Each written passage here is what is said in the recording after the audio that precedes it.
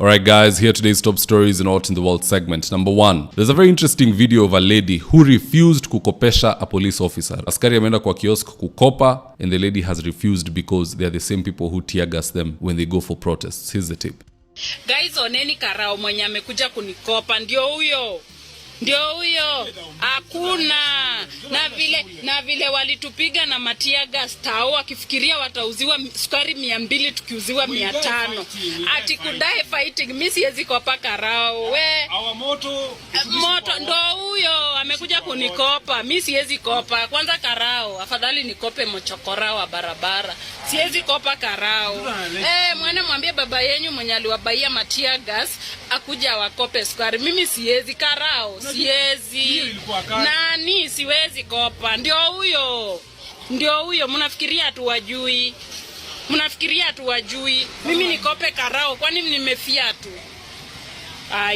Ndakurekodi na hakuna kitu utafanya. I'm telling you, this monster called Gen Z is very hard to deal with. Whether uwapate kwa kiosk kama wapi, mambo ni very nice. Second story of the day, Morara now claims there's an opposition leader who is secretly working with Ruto. I wonder who, but here's the tape.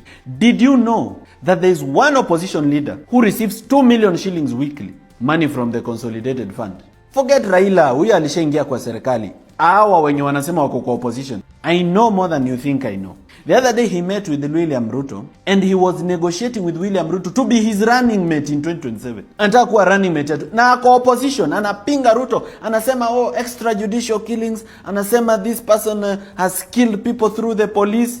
Usiku wanapatana, anataka kuwa running mate ya Ruto in 2027, anaendelea kupokea pesa kutoka kwa consolidated fund, amepewa security ya serikali. My advice to Morara is just to focus on his campaign. Huko mbele, all roads meet. And if you attack the government and you attack the opposition, it's not about who will you work with, it's who will work with you. Just listening to this gentleman explaining the same. Morara, it's either you are with Ruto or with Kenyans. You cannot be fighting everybody simply because your interests have not been taken care of. Hakuna kitu kama hiyo. Morara, you started off very well. Kenyans trusted you, wakakuchangia kila kitu. What about now? Look at yourself. What about now? Morara, Wakenya walikutrust na kila kitu, tukakuamini hadi sisi vijana, lakini saizi you have lost it.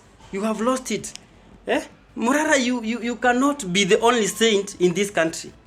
You cannot be the only saint in this country. Kila mtu ako na past yake. Na in this battle, you cannot deliver Kenya alone. Huwezi deliver Kenya peke yako. You cannot, Morara. Hauwezi. The biggest problem with you is that wewe maoni yako ndio tu unataka imate. You are always right. Wewe yani maoni yako hakuna mtu mwingine. Wewe what you say, that is what you want people to follow. That is what you want everybody to follow. It cannot be like that. And after all, Morara, even if you are elected to be the president of this Kenya, how will you liberate this nation without working with people? If you cannot work with people, yani utafanya aje kazi Morara? Utafanya aje kazi? Hapana. You met Rigathi Gachagua, you met Eugene Wamalwa, you met them. And since your interests were not taken care of, suddenly wamekuwa tribalist. Rigathi amekuwa tribalist, mwingine amekuwa nini? Hapana, sisi kama vijana hatutaongozwa na mtu kama wewe. We cannot allow. Sisi pia vijana si wajinga, we are not fools. Kenyans are not fools. Kenyans are not fools, Morara. Hapana, you cannot work alone. You started off very well. Wewe sio saints, ati wewe unataka kila kitu inaenda venye unataka. Hapana, sisi tumekataa hiyo maneno.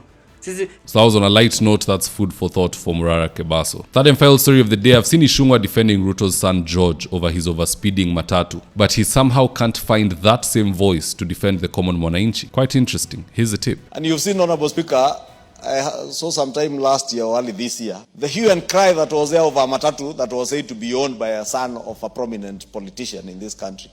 One Matatu.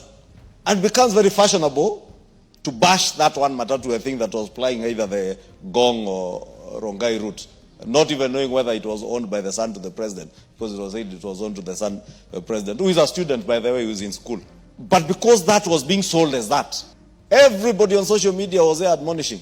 Remember, last year, Honorable Speaker, I saw an incident where a lady collided, I think, with a border somewhere in Kitengela.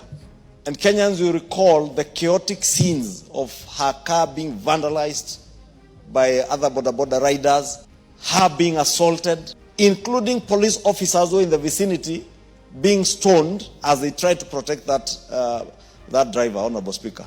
That scenario of chaos cannot be allowed to continue being so.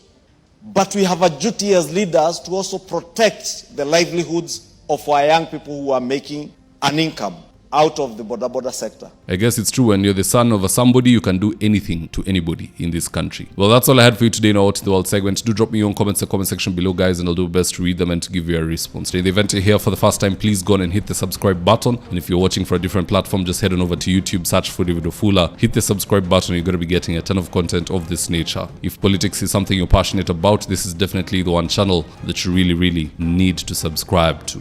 Alright guys, adios.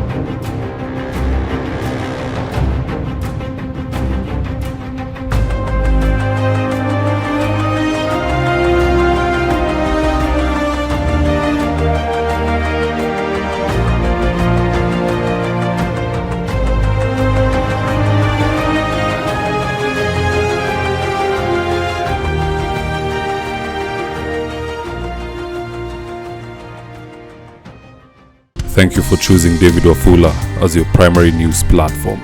We put countless hours in research, recording, and editing. By showing up each and every day to watch our videos, you encourage us to generate more videos for the viewers. We are on a mission to inform, educate, and build a better tomorrow. To our thousands of followers in a world full of presidents, kings, and queens, you are the real gem. Adios.